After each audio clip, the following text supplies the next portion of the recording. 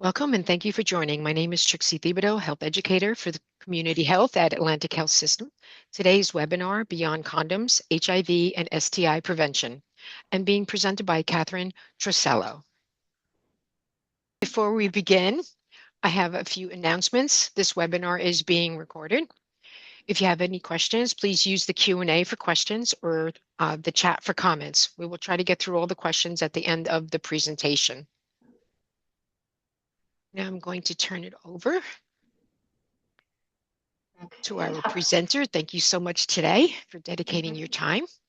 No, my pleasure. Thanks everybody for joining me. My name is Catherine Trosello.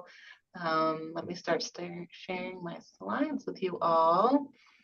And so today we're going to talk about ways to prevent HIV and STIs beyond condoms. Lots of people know about condoms, but we have these alternative methods that are even sometimes more wonderful and more helpful. So feel free to put in your chat, put in your questions. I love some discussion, happy to talk about anything. No question is irrelevant or unimportant. So please, anything you'd like to know more about, let me know. We are going to, let me get my screen to move forward now. There we go. Learning objectives. We'll identify people at risk of HIV who benefit from PrEP and PEP. We'll review the current available PrEP and PEP options, and we'll discuss DoxyPEP and populations who benefit and gain from it as well.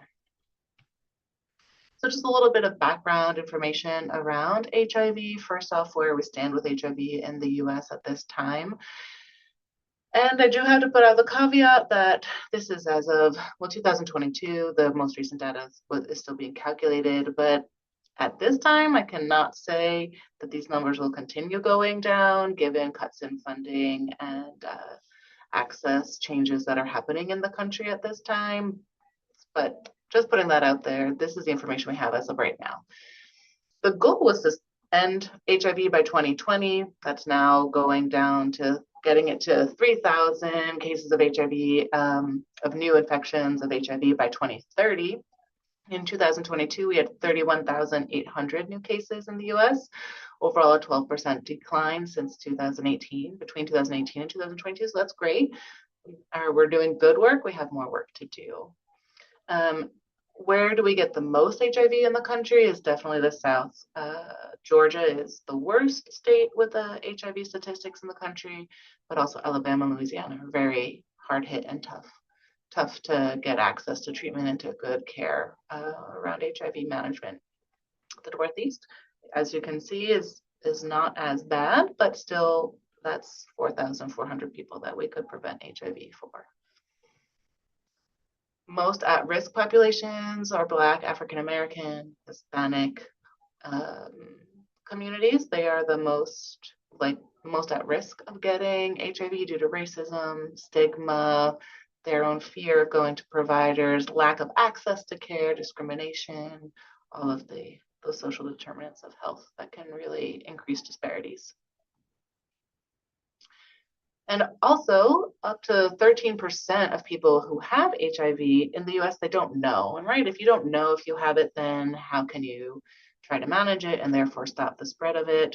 So hence the recommendation that everybody aged 13 to 64 should be tested at least once. If the age 13 seems kind of too young to test for HIV, keep in mind that in many areas in the country, the average age of starting sexual activity is 12. So 13 is actually not that young, depending on where you are. People who are at higher risk or highest risk of HIV should be tested at least annually, including men who have sex with men and trans-identified. So you can get more information about all of these recommendations at hiv.gov. And HIV prevention can look like a lot of different things, right? So testing and linkage to care, right? Just getting treated for HIV also is HIV prevention for spreading it later on. Treatment for HIV, if you become undetectable, the new campaign is U equals U. If you are undetectable in your HIV viral load for 6 months or longer, you can no longer transmit the virus. That means you can have unprotected sex with anybody and everybody, and you will not spread HIV to anybody as long as you are taking your medications and stay undetectable, which is amazing. It's freeing and allows people to live lives without fear. Just have to take that medication, get tested, and take your meds. But let's try to prevent HIV from even becoming a positive test. So we'll do that through PEP, post-exposure prophylaxis, and PrEP, pre-exposure prophylaxis. Let's talk about those a little bit more now. So NPEP is non-occupational post-exposure prophylaxis. If you work in healthcare, you might know the term OPEP, which is occupational post-exposure prophylaxis. That's when you start an antiviral and an HIV medication after a needle stick, getting cut by a scalpel, some kind of skin barrier breakdown that happened when you've been exposed to somebody else's blood. You would start OPEP. NPEP is when it's not occupationally related, it's sexually related. So you start an antiretroviral medication after possible exposure to HIV within 72 hours. Obviously, the sooner you start it, the better, but you have up to 72 hours to start it. There's 3 antiretroviral medications that you'd be taking. You continue it for 28 days. You should do your HIV and STI testing in the beginning before you start the medication and also after the 28 days, because what do we know about HIV testing? It does not show, HIV does not show positive on your tests for some people up to 3 months. So you always want to test regularly after the potential exposure. How do we know it works? How do we know PEP is going to work, right? So in the 1990s, when HIV was rampant and AIDS was really affecting the population, they started using AZT, the very first antiretroviral, on mothers to see if they can't try to prevent the transmission of HIV to their kiddos, and they noticed a stark decrease. They also, we used AZT for our OPEP cases, our needle stick cases, and noticed an 81% reduction in risk of HIV. And then in the later 90s, they started working with macaques, the monkeys. They started doing research on monkeys about how long did you have to take an ARV after sexual exposure to prevent HIV. And they learned that 10 days was too short a period of time. You need to take it longer than 10 days. And that you have the highest level of protection within 36 hours. So although I said you can take it up to 72 hours, obviously the sooner you take it to the exposure, the better. Who's at risk, the highest risk of getting HIV? It's needle sharers, so people who might be injecting drugs like crystal meth are at high risk because they reuse needles, they don't get clean needles. Or receptive anal sex, so men who have sex with men are often partaking in receptive anal sex, other communities as well. And why is anal sex so high risk is because the skin of our anus, the skin of that area of our body, it's actually the thinnest skin we have in our entire body. So literally like 1 to 2 skin cells like wide, right? So it tears super easily and it allows transmission very easily. Hence why those populations are highest risk. You can see that vaginal sex is very low. Oral sex is so low, we can't even give it a percentage of risk. How are patients accessing PEP? Honestly, here in New Jersey, it's a lot of emergency room. I was working in New York before this, and there was a lot more access to PEP and PrEP in primary care clinics, sexual health clinics, emergency room, urgent cares. All of those places are also available for this care in New Jersey, but I hear that mainly emergency room is where people go. And if you are trans-identified or even not trans-identified, but LGBTQ and are fearful of the healthcare industry because you've had a lot of homophobic providers, your willingness to go to the emergency room is really limited. So I wanted to definitely talk about this more today so that if you're providing care in a non-emergency room setting, you can continue to think about how to increase access to this where you are working and make it more comfortable for people to get this, life-saving care. So for PEP, you always want to do your HIV testing and a viral load. So with HIV, the viral load will show positive before the classic HIV test. You won't develop antibodies or antigens against HIV for anywhere from 3 weeks to 3 months. So the viral load, though, will show right away. So you want to get a viral load within days, really. Always get a viral load and an HIV test. You want to do all the STI testing, and you want to check hepatitis and kidney and liver function. Why do you want to check hepatitis? Is because these medications can treat hepatitis as well. So if they are positive for hepatitis and you put them on these medications, you're treating the hepatitis. But if you take them off the medications, the hepatitis can flare and make the patient sick. So you want to make sure that if you're treating hepatitis, you know you're treating hepatitis and keep them under treatment to keep them safe. At your first PEP visit, when they come in and say, the condom broke, I think I've been exposed, and I don't know if this person has HIV or not, I want to be on PEP. Awesome, love it, let's do it. That is the first time you start talking about PrEP. You introduce the idea of PrEP, about why it's important. You bring it back again at the second visit as well. Okay, what is PrEP? Let's talk about that in a minute. So PEP regimens, there's two options. If the person is insured, Biktarvy is great. That's the very first one. It's one cute little pill a day for 28 days. It's very easy. The side effects are minimal. This is not the kind of ARV that makes you feel super sick. It's not what you've thought of back in old school HIV regimens. This is a very simple pill to take. So if they're insured, this is easy. It's tiny, no big deal. If they're not insured or their insurance isn't offering as great a coverage, this next regimen, which would be Truvada or Sindua with dolutegravir, it's 2 pills. So you can see these 2 bottles on the slide. Again, this regimen is great, super effective. It's actually the regimen we've used one of the regimens we've used the longest, but it's 2 pills a day. And so some people, if you're worried about pill fatigue, if you're worried about adherence, you want to go with Biktarvy for the 1 pill a day.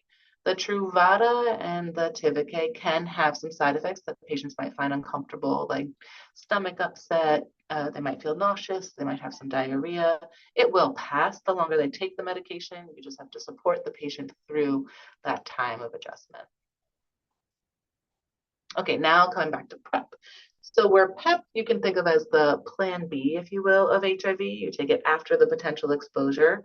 PrEP is like the birth control pill of HIV. You take it before you're exposed, before you have the risk of having contracted HIV. There are 3 options for PrEP, and we're going to talk about those. So first, how does PrEP work? You have a healthy T cell that catches the germs.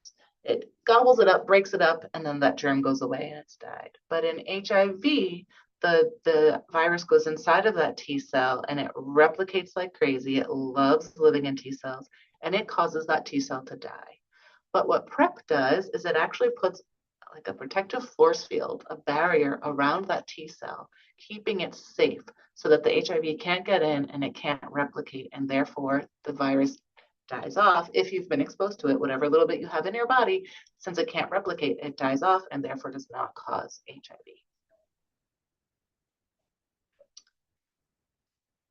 PrEP came around in 2012. That's when we first started using it. The FDA approved daily Truvada, and in 2019, it approved daily Descovy, which the 2 medications are very similar. In 2020, New York State supported using Truvada, the first one, for PrEP on demand, which we'll talk about. The CDC wasn't into it yet, but did join on board in 2021. Technically, it's not FDA approved yet, but all of the research that has been done on PrEP on demand shows there is an intense benefit to even using it in that way. And I'll explain to you what that means in a future slide. And then a couple of years ago, 2021, December of 2021, FDA approved the first injectable PrEP, long lasting. You get 1 shot every 2 months, and that will prevent you from getting HIV as well. And that's called Apretude. We know a lot about PrEP. We know that it's 99% effective at preventing HIV if it's taken correctly, right? If you don't take it correctly, it's definitely not going to work as well.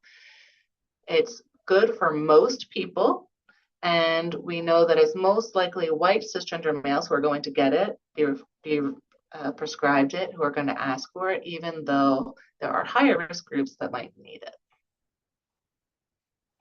So Truvada is the first pill that came out in 2012 for PrEP. It's good for adolescents and adults. It can be taken on demand. On demand means as needed, right? Only around sex acts. You don't have to take it every day. So if you have a patient or if you're a person that their sex life is predictable, you know when you're going to have sex, it's not something you're not like super active every week or most days, then you can take this on demand and it will be safe. If you're somebody whose sex life is not predictable and or it's very active, you're having multiple partners a week, then you would want to take it every day. You do need to take it 7 days. We recommend a full week of taking it before you are sufficiently protected. You need to let the medicine build up to a therapeutic level in your tissues. The 1 to 7 days is for anal sex, but for vaginal sex, you have to take it for 21 days. So the cervical tissue and the vaginal tissue, it takes longer to reach a therapeutic level. So you cannot do on demand if you're a cis female, but you can if you are cis male. If you're an IV drug user who's taking the PrEP for that reason, you want to take it for 20 days. We don't have great data, but that's our general recommendation for that. And all of these in this image, each arrow is one of the large studies. There's been many studies, but these 5 are large studies with thousands upon thousands of participants that prove the benefit and efficacy of Truvada.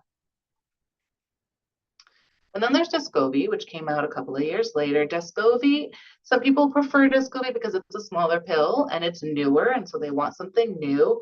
It's a great option. It's also good for adolescents and men who have sex with men, transgender women, so people who are not born with natal cervices, and it can protect them all again within the 7 days. Take it for 7 days to reach the therapeutic level. Why would I recommend Descovy over Truvada is for side effects and health history, right? In general, I always recommend Truvada first. It's the one we know the most about. It's a great place to start. Its main side effect is kidney inflammation, but in 7 years of using Truvada for hundreds and hundreds and hundreds of patients, I've really only had to stop maybe 5 people off of Truvada for that kidney inflammation. And as soon as you stop it, that kidney inflammation reverses and it goes back to normal. As versus, so those people who have that kidney inflammation, I put them on the Descovy and they do great. For people who are on Descovy, some of the side effects are more metabolic, right? So some weight gain, an increase in A1C, even an increase in cholesterol. Those things are still better than getting HIV, but if I have a young 24-year-old guy who is trying to prevent himself from HIV, he definitely is not really looking for those metabolic side effects, so we start with Truvada. So it kind of depends on the patient, right, what they're comfortable with, but that's the basic reasoning between the two. They're both great options, but you want to watch the side effect profile for who you're working with. So let's talk about some on-demand dosing. On-demand dosing is, again, taking it as needed for the sex acts that you're having in your life. So we call it the 2-1-1. You take 2 pills 2 to 24 hours before sex. So you're going to a sex party. You don't know really what's going to happen, but you want to be prepared. 2 to 24 hours before that, pop 2 pills. And then after that dose, you take 24 hours later, you take 1 more pill. 24 hours later, you take another pill, 48 hours later. So it's 2 right before the sex act, 1 pill 24 hours after, and then another pill 48 hours after. So it's 4 pills total. And that's called on-demand dosing. It can be a little confusing. There's lots of information online about it now. We have little cards that we can give patients to like pull out of their wallet to remind themselves how to do it, but sometimes just thinking about the 2-1-1 is really helpful.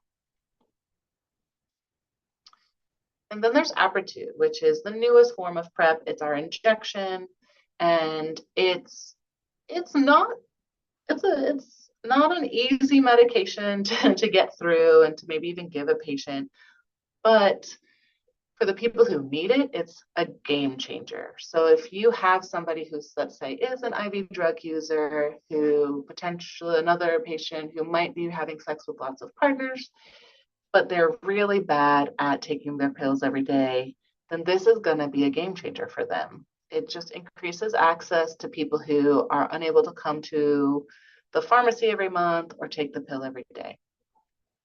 That being said, it is a deep muscle injection. It has to be done. You do it on day one, their first shot, then you do it 1 month later, and then after that, it's every 2 months. So where PrEP generally we give the pills for 3 months, you have to come in every 3 months. For the Apretude, for these injections, you have to come in every 2 months. So there, it's not without its pros and cons, right? It can be very expensive and therefore hard to get covered by insurance. So we work around that. We do the best we can. This won't protect you from hepatitis B like the pills will, like I said. Um, and you know, if you contracted HIV, it would take us longer to see that you have HIV on this injection because it lasts for so long in your body. So it's not perfect, but it is still a big boon for increased access. So PrEP versus PEP. I'm not going to go through this whole thing, but basically PrEP, like I said, it's the birth control of HIV. You take it before you're exposed. It's great for people who could potentially get HIV from sex or injection drug use. If used correctly, it's 99% effective. PEP is the plan B of HIV. You take it after a potential exposure, and it's within 72 hours, but the closer to exposure, the better. Can call an emergency room. If you're in New York State, they have a PEP hotline. You can call them and get a prescription that way.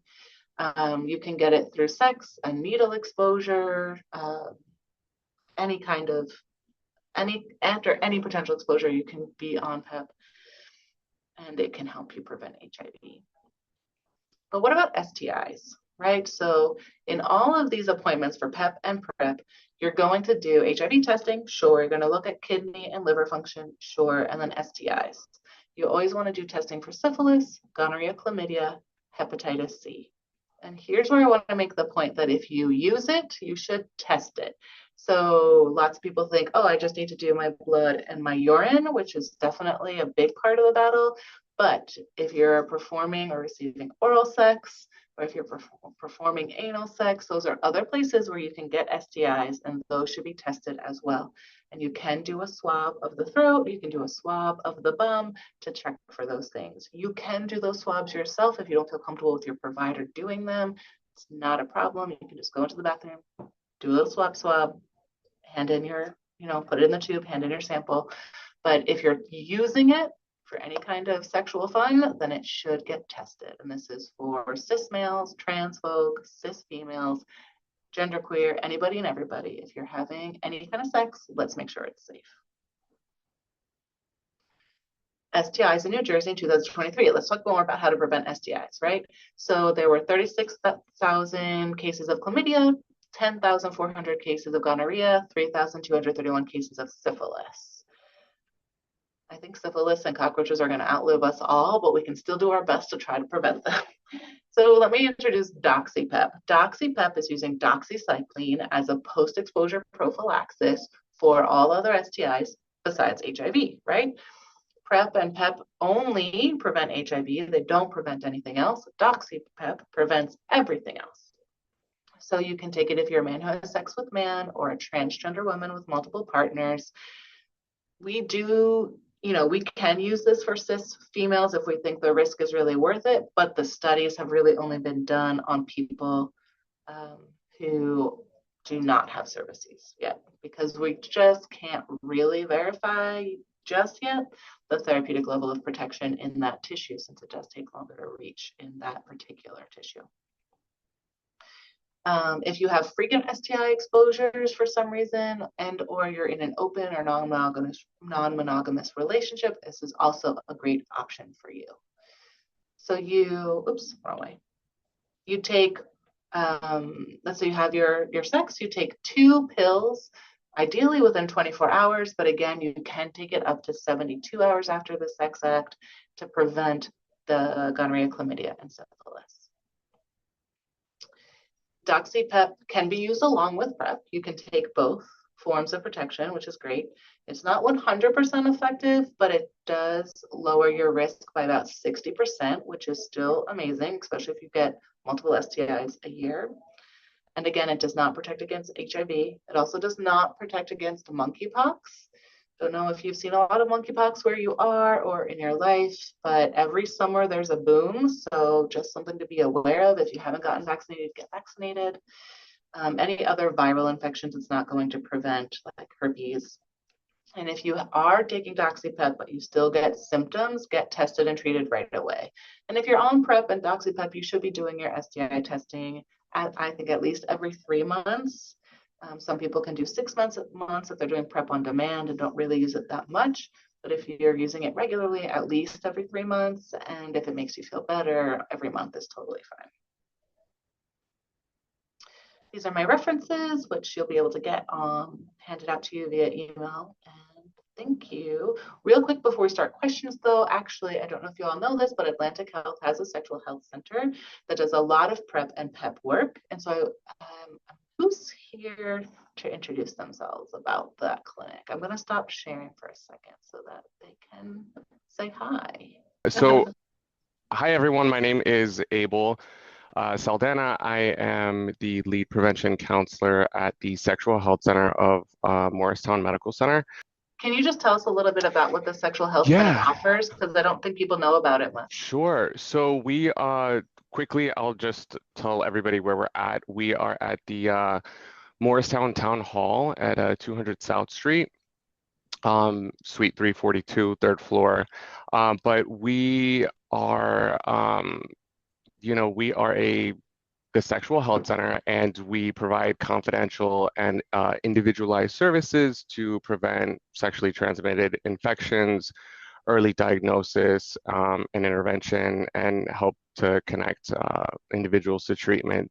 We are co-located with the Ryan White Clinic. So when people come in to get tested, whether they test, for HIV if negative or positive, we can direct them to the appropriate services, but we do provide individual health assessments and counseling to help reduce risk to STIs through education and referrals to other services. We do provide free rapid HIV and Hep C testing with results available in 20 minutes. They're free, rapid, confidential. We also offer more comprehensive, affordable, comprehensive STI testing. I do want to emphasize that. With or without insurance. And I also wanted to highlight that we do all of the samples, like the swabs that we collect, they're all self-collect. So, we understand that sometimes people may not feel comfortable being swabbed by somebody else. So that is something that we do just generally across the board for everybody. We offer safer sex supplies, condoms, lubricants, internal and external, or commonly, they're known as female-male condoms. Partner services to help, sometimes, somebody might come in and test positive for something and they want to connect their partners to testing and treatment. We can definitely do that. We also do offer PrEP, and we, like I said before, linkage to care. So if somebody does test positive for HIV, we can definitely get them connected to one of our social workers here for like a medical intake and that sort of thing. And we also do work with local treatment centers and community-based organizations to offer education and testing to individuals out in the community. Sometimes access can be an issue, so we make sure that, not everybody has to come to us. We go out and kind of offer this out there in the community. Awesome. Yeah. Thanks, Abel. So I think the Sexual Health Center is also another great resource if you have questions about even just access. Like if you're not really sure about insurance and getting things going, there are assistance programs. Well, as of right now, there are. Hopefully they will continue. But the Sexual Health Clinic, Abel and the other people he work with are great resources as well. So I'm going to say feel free to reach out to them because I know that they are super passionate about their work and really good at it. So we wanted to give them a shout out while we could during this presentation. So thanks, Abel. We appreciate Thank you. Put on the spot. Thanks. Appreciate everyone joining us today. We kindly ask that you take a few minutes after today's webinar to complete the program survey. The link to the survey has also been added to the chat for your convenience. A special thank you to our presenter today for dedicating your time and expertise If you have additional questions or comments, you can send us an email to communityhealth@atlantichealth.org or call 1-844-472-8499, option 3. This concludes our webinar, and thank you, everyone.